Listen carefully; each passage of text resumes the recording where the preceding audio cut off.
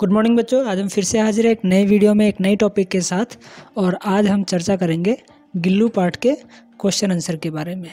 तो ये है गिल्लू पाठ और इसकी लेखिका हैं महादेवी वर्मा।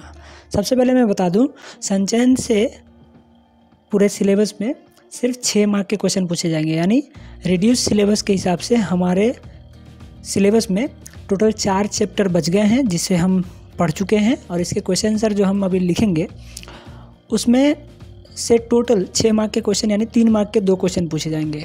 तो हर क्वेश्चन जितने भी आएंगे वो 3 मार्क के ही होंगे, न उससे ऊपर न उससे नीचे।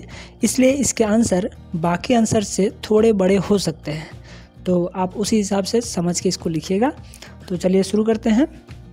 पहला क्वेश्चन है, सोनजूही में लगी पीली कली को देख लेखिका के मन में कौन से विचार उमड़ने लगे। इसका आंसर होगा, सोनजूही की लता में लगी पीली कली को देखकर लेखिका को अनायास ही गिल्लू का स्मरण हुआ था, जिसे सोनजूही की लता सबसे अधिक प्रिय थी। पहले लेखिका उस लता में वासंती कलियों को खोजा करती थी, परंतु अब उनकी आंखें सोनजूही की लता में उस लघु प्राण गिल्लू की खोज करती रहती। उन्हें ऐसा प्रतीत होता है कि उन पीले पुष्पों के रूप में संभवतः गिल्लू ही पुनः अवतरित हुआ है।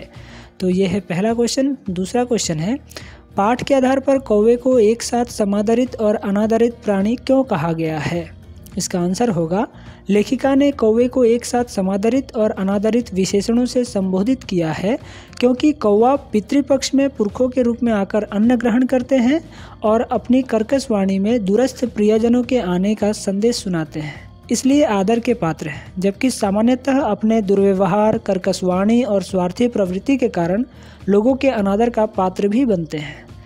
इसलिए कौवा कभी सम्मानित होता है तो कभी अपमानित करके भगा दिए जाते हैं।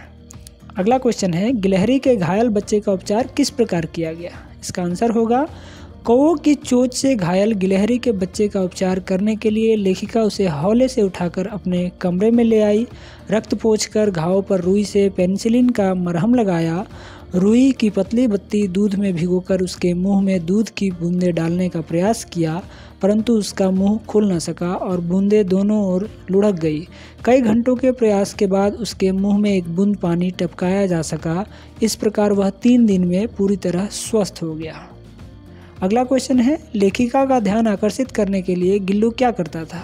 इसका आंसर होगा, लेखिका का ध्यान अपनी ओर आकर्षित करने के लिए गिल्लू उनके पैरों तक आकर सर से पर्दे पर चढ़ जाता और फिर उसी तेजी से नीचे उतरता था।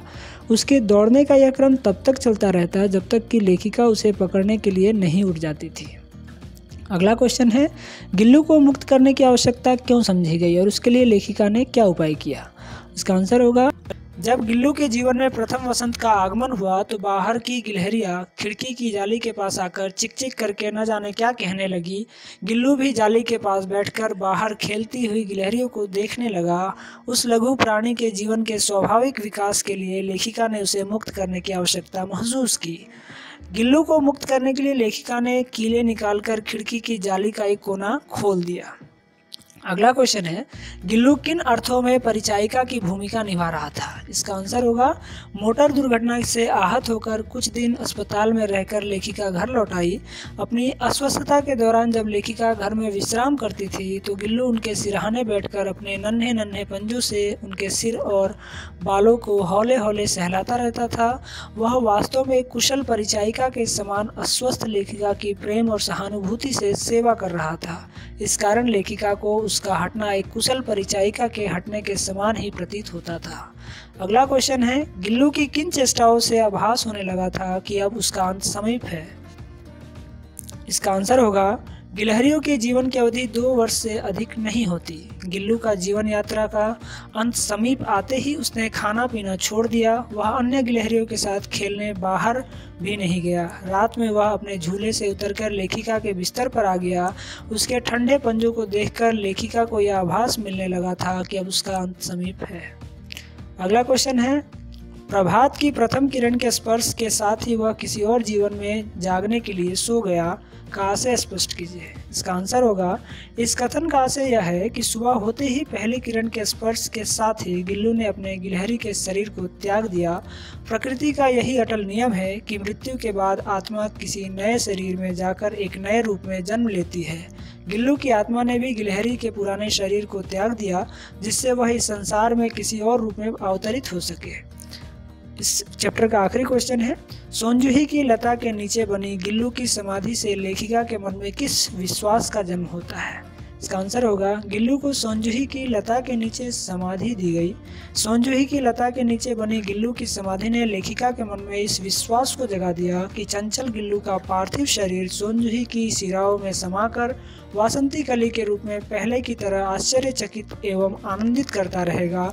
जब जब सोनजूही की कलियां खिलेंगी, गिल्लू की चंचलता और उसकी यादें लेखिका के दिलो दिमाग में उभरती रहेंगी। तो ये थे इस चैप्टर के सारे क्वेश्चंस के आंसर। अगर आपको अभी कोई डाउट है तो नीचे कमेंट बॉक्स में लिख सकते हैं। तो आशा करते हैं कि आपको सारे क्वेश्चंस के आंसर मिल गए होंगे। तो आज के लिए इतना ही। हम मिलते हैं अगली वीडियो में एक नई टॉपिक के साथ। तब तक के लिए धन्यवाद।